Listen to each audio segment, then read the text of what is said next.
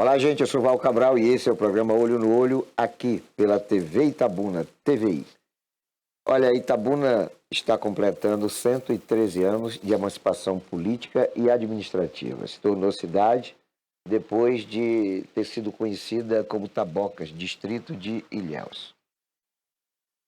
É óbvio que eu não sou dessa época, creio até que nem meu avô é dessa época, todavia, é uma época cuja história está escrita. E a gente passa a ter conhecimento do que fora Itabuna na época de Itabocas. Mas eu acompanhei Itabuna, né, 4, 5 décadas atrás, eu tenho 62 anos, e posso testemunhar mudanças que aconteceram, infelizmente, não para melhor.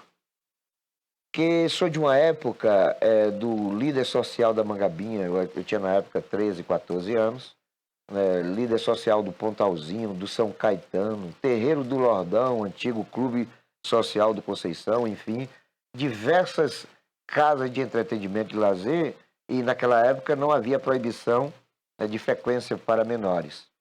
Mas eu sempre fui muito festeiro, sempre gostei muito, e a coisa era muito lúdica, era muito fácil, era muito ingênua, não havia maldade, não existiam facções criminosas, não existia sequer drogas. Na minha época de adolescente, nós tínhamos aqui em Itabuna somente 2 pessoas que fumavam maconha. Eram conhecidas por todos como maconheiras, mas nós não tínhamos traficantes. Eram pessoas que esporadicamente viajavam ao Rio de Janeiro e aí traziam esse produto satânico quando não elas mesmas produziam aqui em Itabuna. Mas não era uma coisa assim temerosa. Nós as conhecíamos, mas não tínhamos nenhum receio, né? Nenhum receio de contato, de comunicação, de convivência, que sempre foram pessoas muito agradáveis. Ambas estão vivas ainda. Mas as coisas mudaram muito, né? Eu estudei no colégio, então, conhecido como General Osório, no Barra Conceição, sem muro. Hoje a escola tem muro.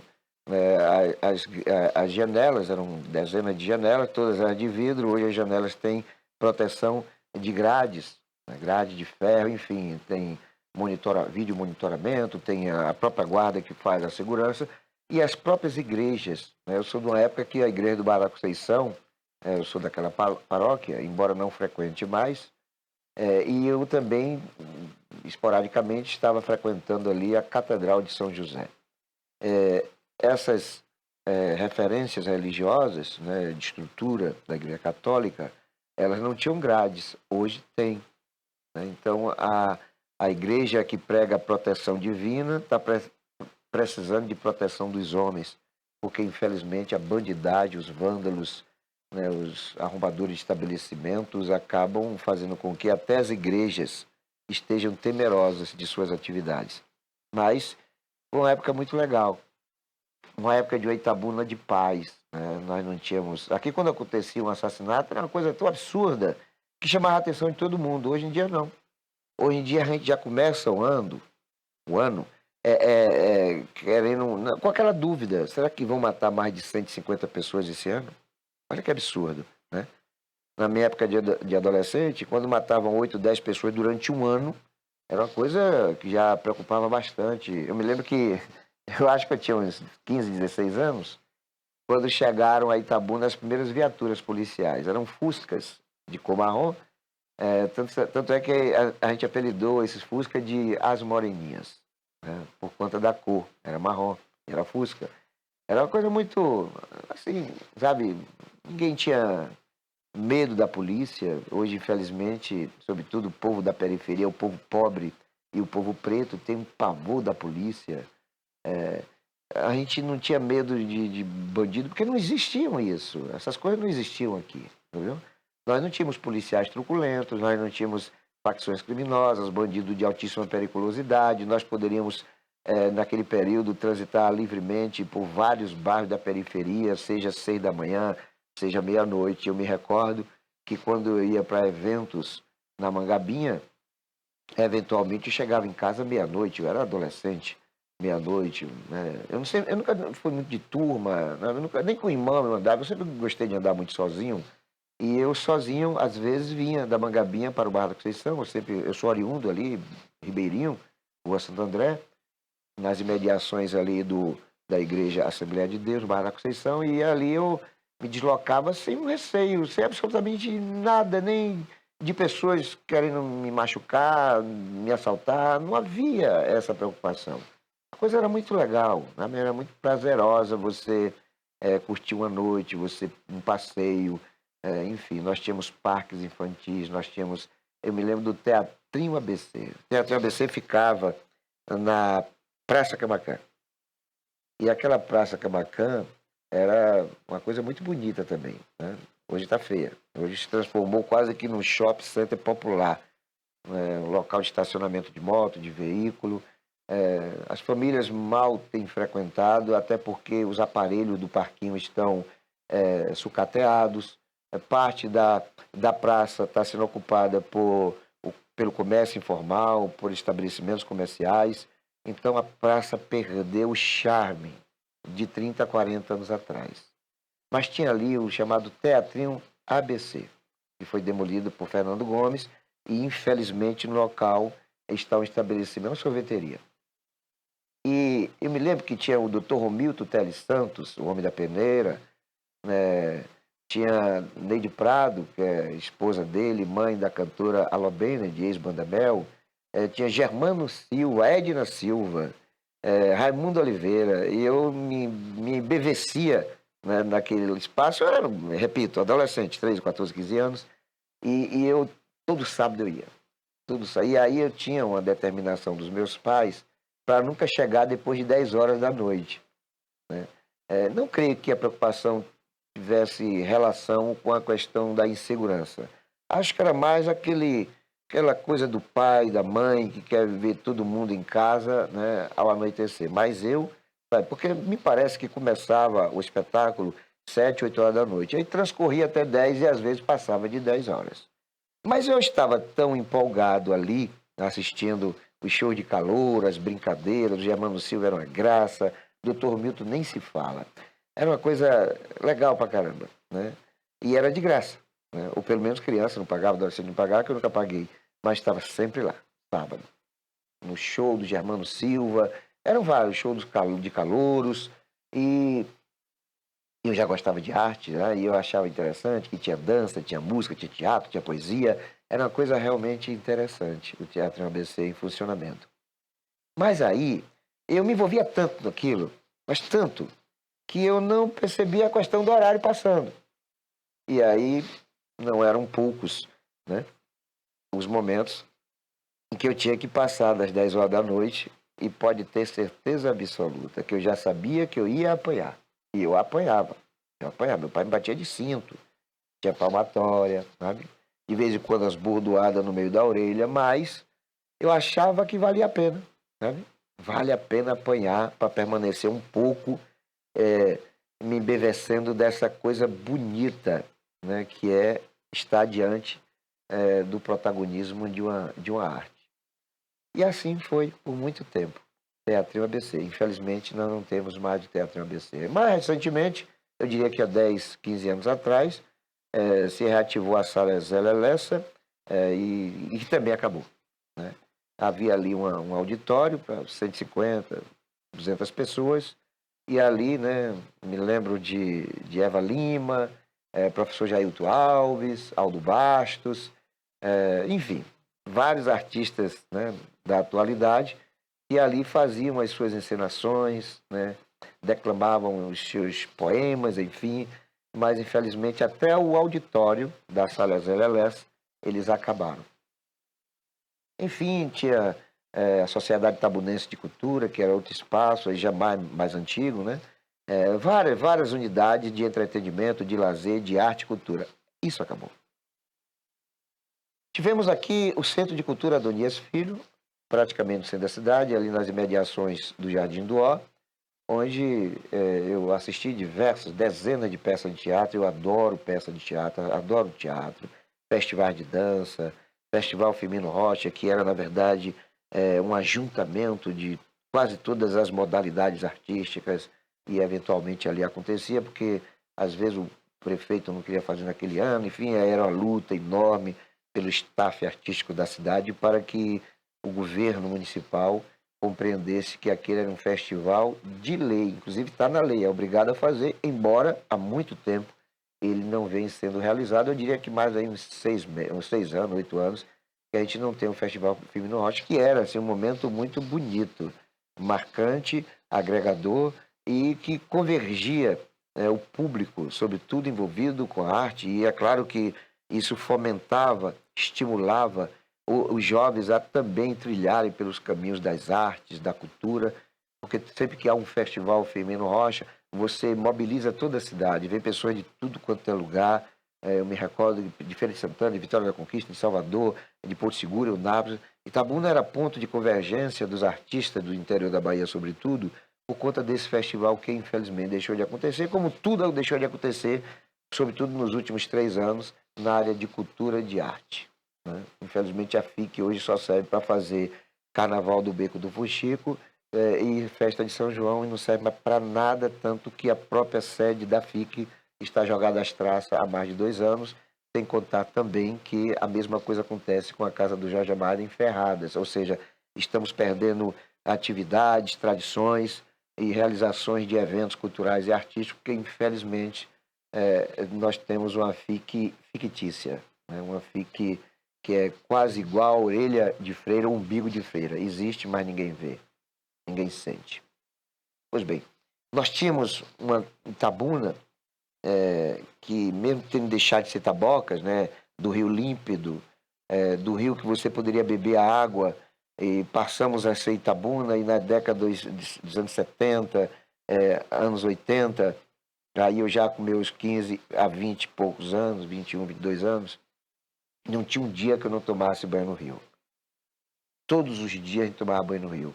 O rio ainda não tinha o espelho d'água por cima da chamada Ponte do Velhaco, que fica ali basicamente entre a Igreja Assembleia de Deus e o módulo e o Arthur Miro Fontes, aquele prédio preto, né, da alta margem do rio. E aí, nessas imediações, tem uma ponte já coberta pela água, onde nós, todos os dias, né, íamos tomar banho ali, eu e meus 5 irmãos. E a gurizada toda das imediações ali da Rua Sandé, Rua do Prado, Rua João Teles, enfim, Moreira, enfim, todas aquelas ruas, nós tínhamos ali dezenas de jovens que todos os dias estávamos ali tomando banho e a água era limpa, né? A água era quase que transparente. Mas certa feita, uma garota de 15 anos morreu afogada, e depois desse episódio nós nunca mais tomamos banho ali.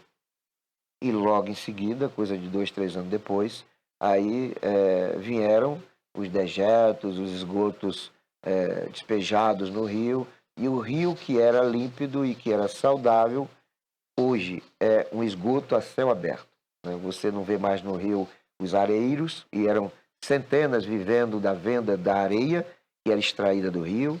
Aí, os centenas de pescadores, né? Nós tínhamos, inclusive, na chamada Ponte Velha, Ponte de Barra Conceição, barracas onde a gente comprava o acari, comprava diversos peixes, porque ali era onde se comercializava o pescado do Rio Cachoeira. Acabaram os pescadores, acabaram os pescados, o rio não tem mais peixe, e perdemos também aí uma afinidade de pessoas que sobreviviam, ou perdemos essa economia advinda do que era extraído do Rio Cachoeira, seja areia, seja o peixe. Não temos mais pescadores e não temos mais areeiros no Rio Cachoeira. O rio levou com suas correntes muitas vidas, né? Eu tenho um tio que morreu afogado no Rio Cachoeira, o tio Hermes. O rio levou centenas de pessoas, né? Mas o rio também dava vida para centenas e milhares de famílias. Perdemos o rio, perdemos a Ilha do Jegue. Eu me recordo que eu ainda estou produzindo um Cristo acolhedor de 15 metros, com o escultor Carlos de Boiarema. Nós temos um projeto já de mais de 15 anos, né? A estátua já está em 80% do caminho andado, mas nós não conseguimos concluir ainda, né? Até porque as coisas ficaram muito caras, e não é barato fazer uma estátua de 15 metros, e é a maior em todo o estado da Bahia. A maior estátua do Cristo vai ficar aqui em Itabuna, e a segunda maior do Brasil no que diz respeito ao Cristo acolhedor. Pois bem, a ideia nossa, né, era fazer com que essa estátua de 15 metros fosse fincada na Ilha do Jegue. O Cristo de braços abertos, né, acolhendo a água vinda de Itaju do Colônia, de toda a bacia hidrográfica do Rio Cachoeira. Mas o Fernando Gomes cismou de fazer uma passarela sem cobertura, né, 160 metros, passando por cima da ponte da Ilha do Jegue, e a Ilha do Jegue, infelizmente, também acabou. Perdemos a Ilha do Jegue. E estamos aí na expectativa de um dia concluir essa obra do Cristo. Né? O Cristo está num galpão em Boiarema. Nós vamos ainda concluir esse Cristo, mas não vamos mais colocar na Ilha do Jegue, porque a Ilha do Jegue, infelizmente, acabou. Vamos procurar um outro local. Mas não perdemos só a Ilha do Jegue, perdemos muita coisa. Né? Nós perdemos indústrias, né? Perdemos a Nestlé, perdemos a Kildare, perdemos a Cograp, perdemos muito, muito, muito. E quase que não ganhamos nada. Apenas 2 ou 3 indústrias, mas perdemos fábrica de chocolate, perdemos fábrica de confecções, de calçados, perdemos laticínios, só perdemos. Perdemos até banco, até igreja. Eu me lembro que tinha uma igreja chamada Igreja Universal de alguma coisa, não é de Macedo, é de Igreja Universal do pastor Onofre, ficava no bairro de Fátima, ali próximo aonde reside o ex-vereador Manuel Teixeira. Ali tinha a Igreja Universal do pastor Onofre. Perdemos a igreja. Né? Perdemos bancos. Né? Nós tivemos aqui o banco BMG, perdemos o BMG ali na beira-rio, perto do Marabá. Perdemos ali o BMG, perdemos o Banco Rural, um dos bancos mais tradicionais, oriundo de décadas e mais décadas, creio até que da fundação da cidade. Perdemos o Banco Rural, que ficava na Cinquentenário, perto ali do Café Pomar, quase de frente ao Danúbio Azul. Perdemos o Banco Rural. Perdemos o Banco Rural do Shopping Center, o Banco Rural do PT, que fazia as falcatruas do PT, e onde tinha governo do PT, o Banco Rural do PT vinha, se instalava, aí o gangster do Geraldo, cabeça de Pitu, deixou de ser prefeito e Itabuna perdeu o Banco Rural do PT ou dos petistas. Perdemos o Banco Rural. Nós temos 2 bancos com nome de rural aqui em Itabuna. Perdemos até brega. Perdemos diversos bregas, diversos casos de prostituição, perdemos, né? Perdemos o tradicional brega da Sônia, né? Muito, muito conhecido na região, perdemos também. Né? Todas fecharam as portas, só perdemos. Né? Você vê que perder igreja, perder banco, perder casa de prostituição já simboliza o que é de fracasso na realidade de um município. Perdemos coisas onde normalmente as coisas prosperam. O que é que você pode esperar de um banco? Né? Os bancos têm lucros estratosféricos ano a ano, mas aqui em Itabuna ele tem prejuízo. Né? As igrejas só crescem. As pessoas criam a igreja, às vezes numa garagem, uma portinha só, e 10 anos depois essa igreja ela está disseminada em toda a região, em todo o estado, em todo o país. É uma igreja que se agigantou, ficou poderosíssima, e aquele cidadão que era simplesmente obreiro passou a ser pastor e hoje é apóstolo, é dono de dezenas de igrejas. Prosperam, as igrejas prosperam. E casa de prostituição também. Né? Existem casas famosas no Rio, em São Paulo, em Salvador, mas aqui em Itabuna nem casa de prostituta prospera. As coisas que avançam aqui em Itabuna, normalmente, elas são oriundas do empresariado, né? Do esforço do empreendedor. Né? Nós temos aqui, embora tenhamos perdido diversas indústrias, estabelecimentos comerciais, nós temos ainda grandes referências de abnegados pela existência dos serviços e do comércio. Aqui em Itabuna tem uma loja chamada Vitória, Loja Vitória. É uma loja, deve ter uns 60 anos essa loja, no mínimo 60 anos. Fica no miolo da Avenida Cinquentenário, no centro da cidade. Essa loja, eu me recordo, eu era criança, né? E era da mãe do Dr. Renato Costa, Dona Vitória. Talvez por isso a loja é chamada Vitória. É a mesma loja, mesmo local, mesmos produtos vendidos, enfim. Eu creio que tenha mais de 60 anos, porque eu já era criança quando a loja já existia. Farmácia São José, tem uma lojinha ao lado ali na esquina da praça... onde fica o fórum ali, a FTC, José Basto. né? Tem uma loja ali que tem uma loja de mais de 50, 60 anos, enfim. Tem alguns estabelecimentos comerciais aqui que são de 70, 80 anos. Ou seja, a prole permaneceu, assegurando a existência daquilo que herdou dos pais, às vezes até já falecidos. Diversos bons exemplos, né? Laticínio do Itajaí, enfim. E temos jovens que estão fortalecendo aquilo que herdou dos pais, né? Eu já mencionei aqui em entrevistas anteriores, os filhos do pai Mendonça, que fez com que o comércio crescesse vertiginosamente, mesmo depois do falecimento do genitor, do pai, do criador do comércio, a loja Buriti, a Voxcom, né? Enfim, várias empresas que foram trazidas. Os filhos de Orleans, né?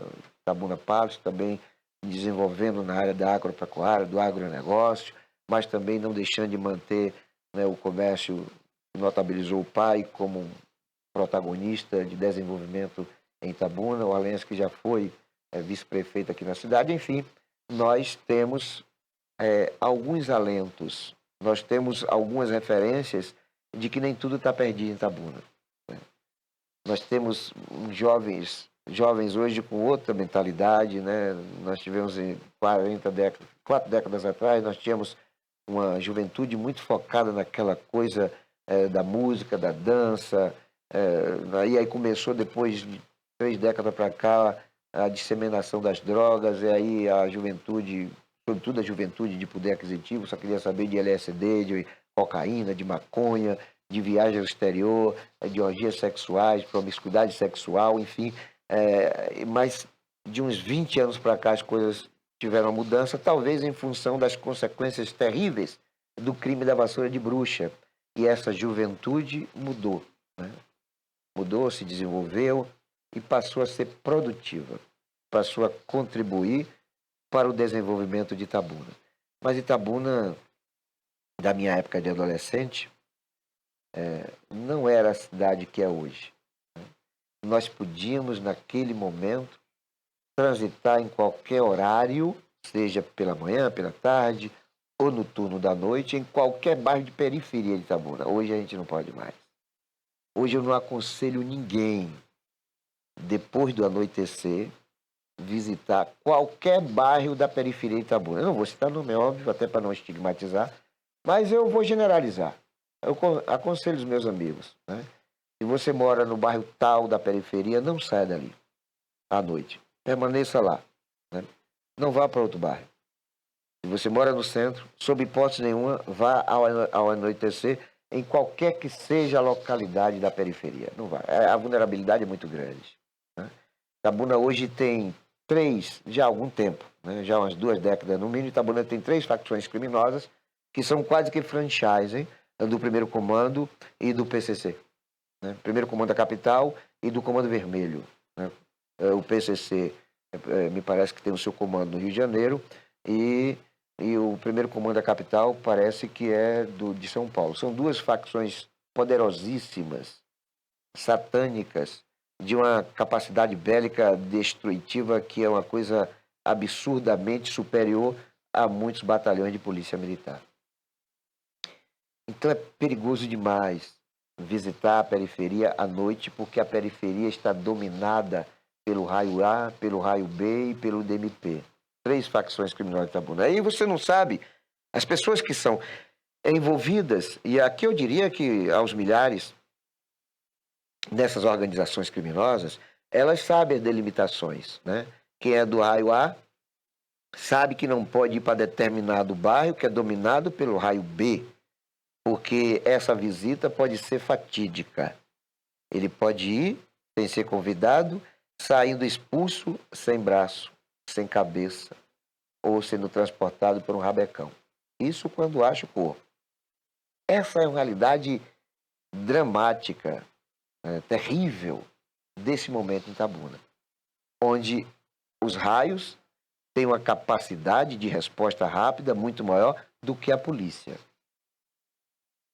Quando em alguma comunidade dominada por uma dessas facções criminosas, alguém falha nas regras da própria organização, e aí eu vou dizer qual delas, Por exemplo, o cidadão está no bairro tal, cidadão que é do raio A, vai para a localidade do raio B vender drogas. Aí lá é pego, né? Aí essa organização local leva ele para o arrasto, né? Aqui tem alguns locais que são conhecidos demais, né? Volta da Cobra, o lugar da Horta, tem vários lugares conhecidos onde os rivais levam, né, aqueles que invadem as suas áreas. Aí chega lá é feito o chamado Tribunal do Crime, né? Onde não tem advogado, não tem promotor, não tem juiz, onde são as próprias pessoas do comando daquela organização criminosa que vão decidir aquilo que efetivamente já foi decidido. O cidadão não sai vivo dali. E quando sai vivo dali, ele sai tão quebrado, tão, sabe, torturado, machucado, que não é mais para nada. Pois bem, na polícia, na justiça, né, do Estado legalista, o cidadão, quando negligencia, quando comete um crime, por mais hediondo que seja, o cidadão matou uma senhora grávida, o cidadão matou uma criança, o cidadão cometeu um latrocínio, qualquer que seja a barbaridade do crime, esse indivíduo, quando é preso, ele passa por um processo de investigação, um processo judicial, depois ele é condenado e preso. São estágios que são dentro da normalidade, né, dos procedimentos policiais e judiciais de um Estado de Direito. Já no crime não existe isso. No crime a sentença é feita assim que o sujeito é apreendido. Então ele não tem a quem apelar, né? Ele vai para esses lugares de desovas, de execução, mas não vai voltar. E é isso que acontece, né? O crime está mais organizado, está mais rápido, porque eu conheço casos aqui de assassinatos ocorridos cuja autoria está gozando da impunidade até hoje. Casos notáveis, casos que repercutiram bastante e cujos assassinos estão aí andando no meio da gente como se não tivesse cometido uma barbaridade. Então, a justiça das organizações, justiça vírgula, né, que não tem nada a ver com justiça, né? A execução, né, daquilo que está na regra das organizações criminosas é mais célere, embora não seja séria. Já no Estado de Direito, a gente tem a impunidade como motivadora de reincidência de crime, porque nós temos assassinos aqui que cometeram crime, que voltaram a cometer crime, porque no primeiro crime, ou nos primeiros crimes, eles tiveram o beneplácito ou da morosidade, ou da impunidade, ou simplesmente da ineficiência das investigações, porque nem sempre o juiz libera um bandido porque o juiz quer liberar, né? Às vezes a investigação é mal feita, às vezes a advocacia de defesa dá para a magistratura, né, os sinais de que ali está havendo a dúvida. E havendo dúvida, o juiz não tem outra alternativa senão liberar o criminoso. Todo mundo sabe que ele é criminoso. Até o juiz sabe que ele cometeu o crime, mas não tem a materialização do crime. Não existem comprovações materiais de que aquele indivíduo foi autor daquele crime. Embora não reste dúvida dentro das teorias. Mas justiça não vive de teoria. O que vale na justiça é a materialização daquela ocorrência. Não havendo, né? Às vezes até o sumiço de uma arma, seja arma branca, seja arma de fogo, até o sumiço dessa arma beneficia o réu. Porque está faltando, né, o que foi que causou. Que ali tem o cadáver está com perfurações, se sabe através da perícia que aquelas perfurações foram causadas por arma de fogo, mas cadê a arma? E quando o projétil não está mais no corpo do indivíduo, aí dificulta mais ainda. Então, não é fácil o trabalho de investigação. Não é fácil. Talvez por conta deste fato, né, incluindo aí, né, a insensibilidade e menosprezo do governo do Estado para dotar a polícia investigativa de melhores condições de insumos, de equipamentos para, né, a conclusão das investigações, inclusive de agentes investigativos, é que nós temos aqui uma realidade de mais de 90% dos crimes no rol dos insolúveis. No meio de 100 pessoas mortas, 90, né, não tem a autoria dos seus assassinatos conhecidas, punidas pelo Estado. Porque são poucos policiais. faltam equipamentos, porque a polícia investigativa, eu sempre assisto Investigação Discovery, né, pela internet, eu sou fã daquele programa, e eu fico, assim, tipo, embevecido com o que eu assisto. Crimes que são solucionados, às vezes, por conta de indícios advindos do pelo de um animal, de um gato, de um cachorro. A polícia investiga, vai lá aquele animal chega no autor do crime. É uma coisa. Eu gosto de assistir porque, como eu não sou satisfeito com a impunidade, eu gosto de assistir esse programa porque lá tem começo, meio e fim. Esse programa apresenta o fato, ou seja, o homicídio, e aí no transcurso das investigações, às vezes, ela vai para linhas que são distintas, né? Às vezes a gente pensa que o acusado é o mordomo, é o porteiro, é o marido, é o irmão, é o pai, é o filho e tal, quando na verdade, né, é uma pessoa que nem conhecia a vítima. Tá, eu já vi muitos casos desses. Estava passando e foi estuprar ou foi roubar, e aí o desfecho é de assassinato. E aquele assassinato acaba sendo envolto a suspeitas com diversas vertentes. Mas a polícia, do Canadá, dos Estados Unidos, da Inglaterra, da França, enfim, do Japão, a polícia sempre chega no autor, né? Às vezes eles pegam um crime através de câmeras que nem são da rua onde a pessoa foi vista pela última vez. Às vezes a câmera de outro bairro. E aí eu me lembro, aqui em Itabuna, do assassinato ou do desaparecimento, com o que eu imagino ter sido o assassinato, da estudante Kleber Lisboa. Estou sempre batendo nessa tecla, né? Cadê Kleber Lisboa? Então, essa estudante, ela simplesmente desapareceu no São Caetano, né? No Réveillon, no dia 30 de dezembro, temos 10 anos, ela pegou um táxi do Pontalzinho, foi até o São Caetano comprar uma sandália e nunca mais foi vista. A menina foi, com certeza, assassinada. Mas a polícia, não sei se por falta de condição, né?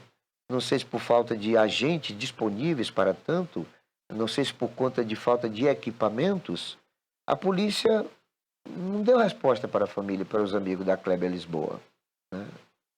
O crime está até hoje envolto a falta de identificação de autoria.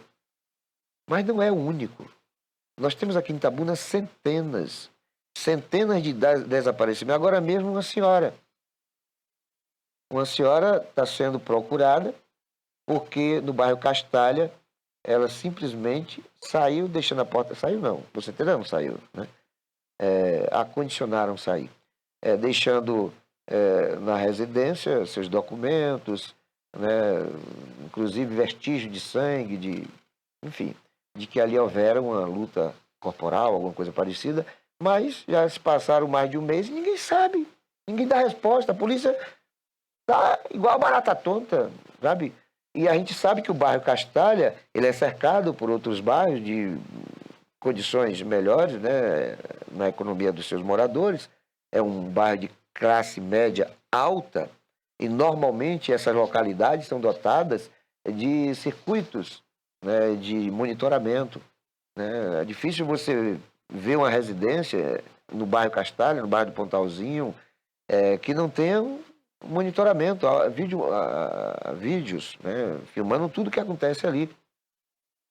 Então, se nas imediações da residência dessa senhora, né, não tinham moradias com as filmadoras, com certeza nas ruas adjacentes, nos bairros próximos, então é fazer uma linha, né, na investigação. Eu não sou perito, não, sabe? Mas eu iniciei há 4 décadas atrás meu trabalho da imprensa, foi justamente como repórter policial. Então, eu sempre estudei o assunto, sempre li sobre esses acontecimentos. Então, quando a polícia não vê vídeo monitoramento naquela localidade, ela vai para as imediações, até chegar, né, a um momento em que a senhora é vista sendo coagida, sendo conduzida, ou até sozinha, ou acompanhada de alguém, e ali os recursos tecnológicos vão facilitar a identificação daquele suposto criminoso. Porque hoje, pessoas estão sendo presas através da identificação facial. A tecnologia avançou, né? Nós temos centenas de pessoas presas em festas populares, justamente por conta desses avanços tecnológicos. Mas quando você vai no Instituto Médico Legal, você se depara com a situação quase que da época de Tabocas.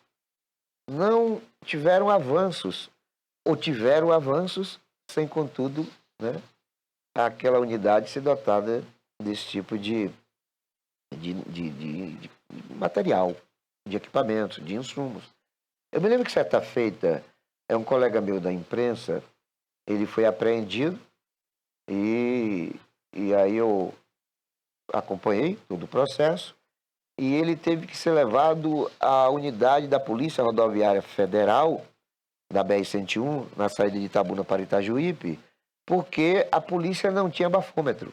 A polícia militar e nem a polícia civil, naquele momento, elas não possuíam bafômetros. Aí teve que levar na Polícia Rodoviária Federal, que é ali onde tinha esse equipamento. Ou seja, as coisas estão avançando tecnologicamente, né? As pessoas estão sendo dotadas de uma capacidade extraordinária de proteção do Estado, mas em alguns segmentos o Estado tem falhado. A justiça tem sido morosa, tem sido impunitiva em muitos casos, e muitos deles em decorrência justamente das falhas policiais nas investigações. Então nós precisamos ter uma cidade com a garantia de que o cidadão pode transitar por qualquer bairro, como eu fizera em minha época de adolescente. O cidadão itabunense tem que ter a tranquilidade de que o Estado é garantidor de sua integridade física, como ocorria na minha época de adolescente, quando eu saía, repito, dos clubes sociais da Mangabinha, do São Caetano e do Pontalzinho, que não existem mais, sem medo de atos de vandalismos ou de agressões físicas, porque morte naquela época era uma coisa inimaginável. Não haviam ocorrência de assassinatos envolvendo pessoas inocentes. Normalmente, assassinatos eram a polícia matando assaltantes, que até traficante não existia na época da minha adolescência. Então, nós tínhamos uma realidade que ficou no passado. Né? O passado não passou para essa situação. Né? Estamos hoje numa cidade que é recordista de crimes hediondos. O estado da Bahia, que é o local no Brasil onde mais se mata gente. A Bahia é um estado onde os assassinatos têm quantidades superiores a Rio de Janeiro, São Paulo. A gente fica sem entender por que isso acontece. Mas basta a gente ir à Avenida do Cinquentenário em Itabuna, que é a artéria principal da economia, dos serviços, do comércio do município de Itabuna. Na Avenida Cinquentenário são 1.300 metros, mais de 1 quilômetro de avenida, onde há uma efervescência de transeuntes. Você tem ali em torno de 20 mil pessoas no dia a dia, em horário comercial, na Avenida Cinquentenário. Pois muito bem, se você for em qualquer horário, pode ser 10 da manhã, pode ser 3 da tarde, pode ser 8 horas da manhã, pode ser de 15 horas da tarde. Você não encontra 4 policiais. 4, 1, 2, 3, 4. Você não encontra na Avenida do Cinquentenário. E essa situação ela é muito mais dramática e preocupante se você for, por exemplo, para a Avenida Bionor Rebouças. Bionor Rebouças, que começa praticamente no centro da cidade, ela é uma extensão da Avenida Ilhéus e se estende até o bairro Santo Inês. Eu diria aí uns 2 a 3 quilômetros de avenida e você não vê polícia. Se você for na Avenida Roberto Santos, que é uma extensão da Cília Teixeira, antiga Boiarema, saindo do bairro Conceição, indo até o bairro São Caetano. Ali são uns 2 a 3 quilômetros de avenida, você não vê polícia. A polícia normalmente se ausenta da periferia, exceções para alguns postos policiais que existem, por exemplo, Pedro Jerônimo. Pedro Jerônimo tem um posto policial. Foi matar um pai de santo na porta do posto policial. Então, o posto policial não garante quem está no seu passeio. Imagine quem está distante, mesmo no bairro da periferia, daquela unidade policial. Então, é preciso que nós tenhamos, por parte das nossas autoridades policiais e governamentais, políticas públicas que efetivamente garantam ao cidadão a segurança que ele é um direito, né? Está na Carta Magna. Ninguém pode importunar o indivíduo. Você não pode conviver na sociedade com aquela suspeita de que a qualquer momento alguém vai surgir para lhe roubar, para lhe assaltar. Você não pode estar numa cidade que, a despeito dos avanços tecnológicos, das câmeras de vídeo monitoramento, das viaturas que transitam esporadicamente, sobretudo pelo centro da cidade, com aquela sensação de que você pode ser um número nas estatísticas que colocam Itabuna como uma das cidades mais violentas do país. Porque você já vive no estado que é o mais violento do Brasil. Nós somos um estado rico, nós somos a quarta economia da nação. Nós temos 16 milhões de habitantes. Nós temos recursos naturais que são atrativos, embora a nossa economia turística não chega a 1% da sua realidade total. Nós somos um estado que é apaixonante, que é um estado onde a convergência de turistas nacionais e internacionais faz com que, por exemplo, nossos grandes eventos, aqui eu citaria o Carnaval, tenham em Salvador mais de 2 milhões de visitantes, uma cidade que não tem 3 milhões de pessoas, recebe 2 milhões de visitantes. Então, nós temos atrativos que são naturais, nós temos atividades econômicas que são também atrativas de empreendedores, nós temos festividades que fazem com que pessoas do Japão, pessoas da China, da Inglaterra, dos Estados Unidos, do Canadá, venham passar uma semana, 2 semanas conosco, e infelizmente nós não damos segurança para os próprios nativos. Por isso que esporadicamente nós estamos noticiando assaltos e assassinatos de turistas. E quando isso acontece, imagine com a imagem que é levada, por exemplo, para o país de origem desse turista.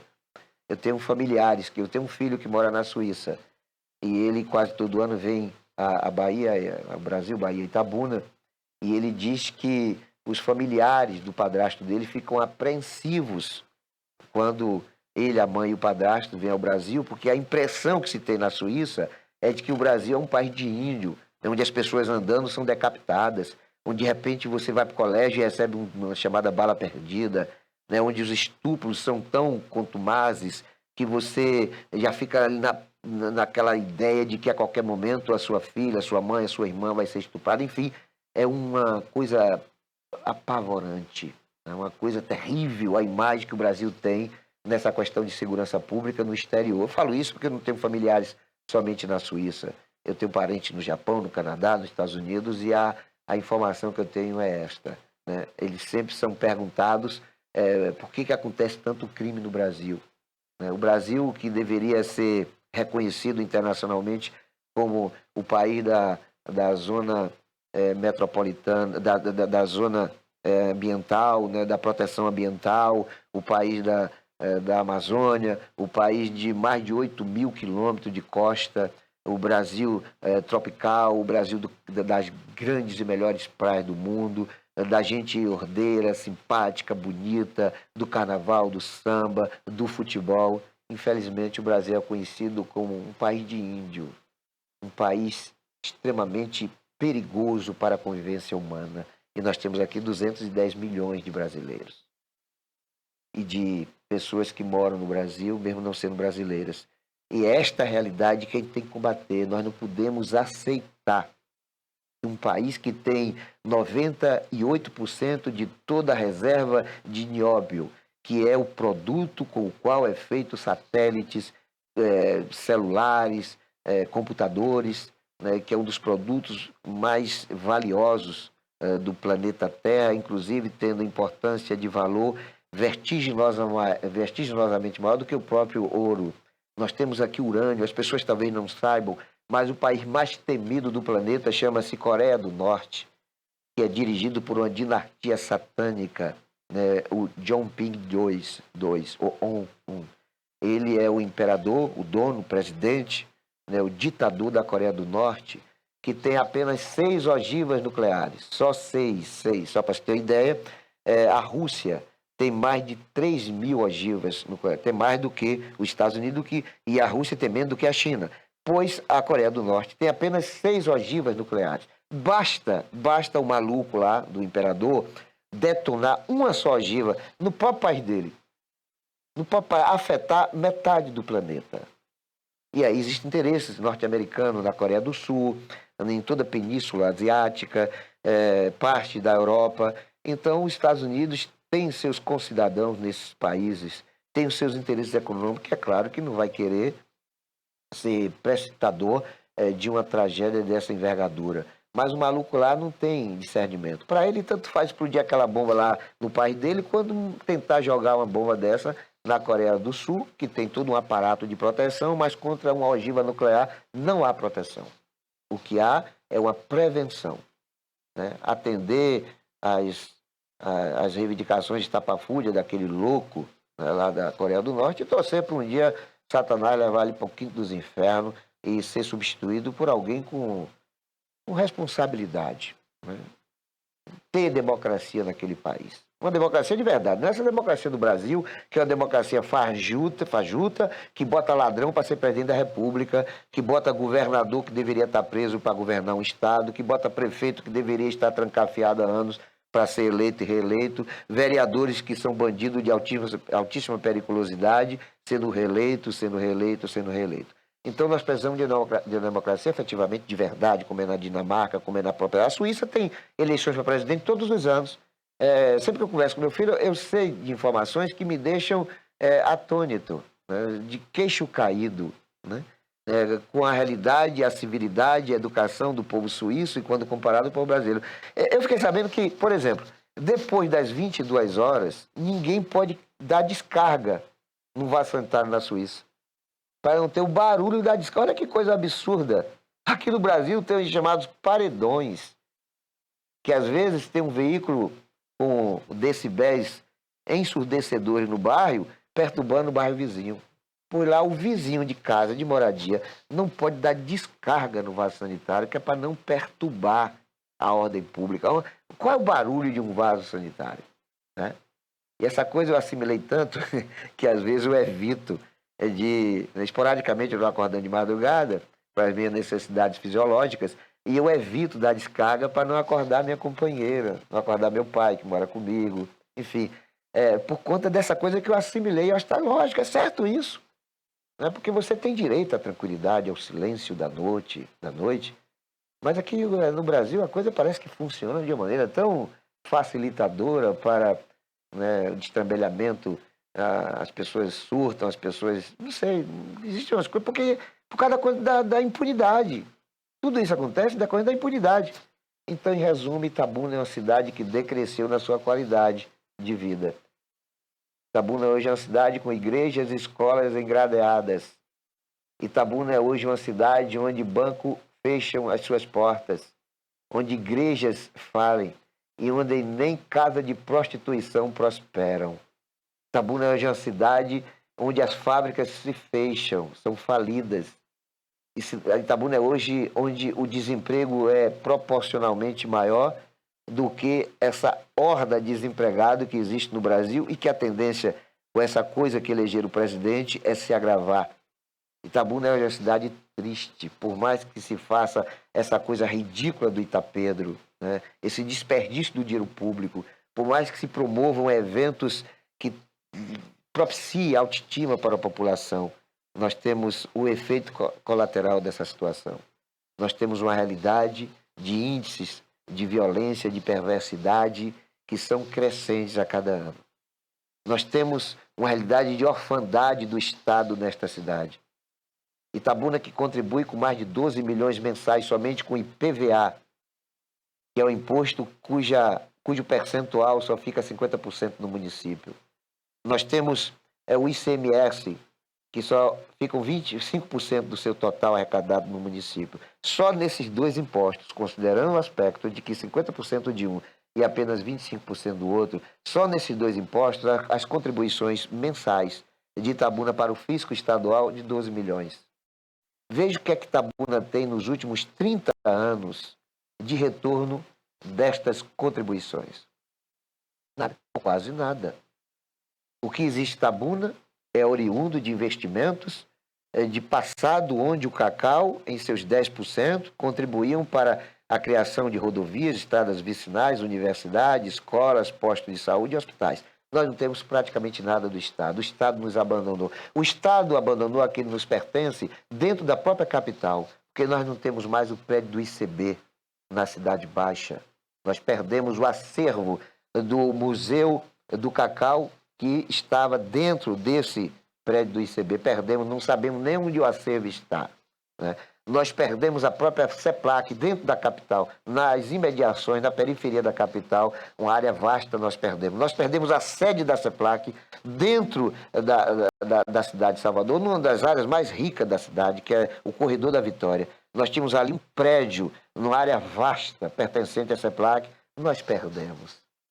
Perdemos tudo que nós tínhamos na capital baiana, e a capital baiana, através do seu governo, fez com que também nós perdêssemos o que já nos pertencia dentro da própria região do Cacau, e aqui eu citaria a própria sede da CEPLAC na Mangabinha, aqui em Itabuna, que está lá jogada às traças. Perdemos tudo.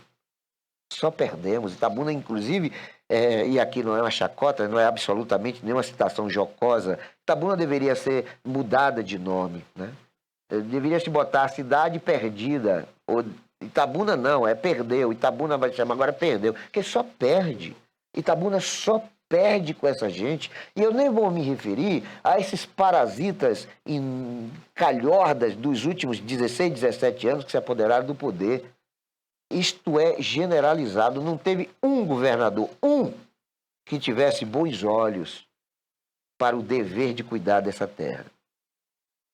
Fomos nós que financiamos a prosperidade de regiões inóspitas, esquecidas até 4 décadas atrás, como a própria Chapada Diamantina, a região do Sisal.